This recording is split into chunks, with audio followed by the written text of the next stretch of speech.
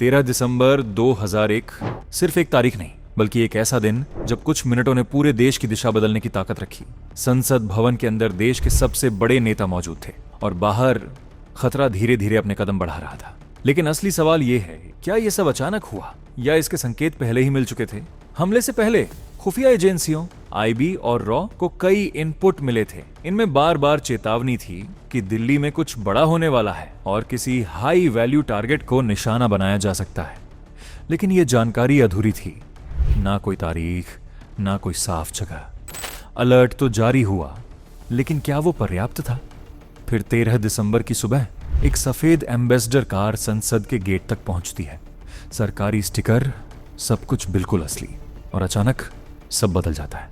Car रुकती है, 5 हथियारबंद आतंकी बाहर निकलते हैं और शुरू होती है गोलियों की गूंज। कुछ ही मिनटों में सुरक्षा बलों ने उन्हें रोक लिया। लेकिन उन मिनटों ने एक बड़ा सवाल खड़ा कर दिया। इतनी सख्त सुरक्षा के बावजूद ये आतंकी अंदर तक पहुंचे कैसे? जांच में सामने आया, योजना बेहद सटीक थी, रेकी की गई थी और सिस्टम की कमजोरियों को समझा गया था।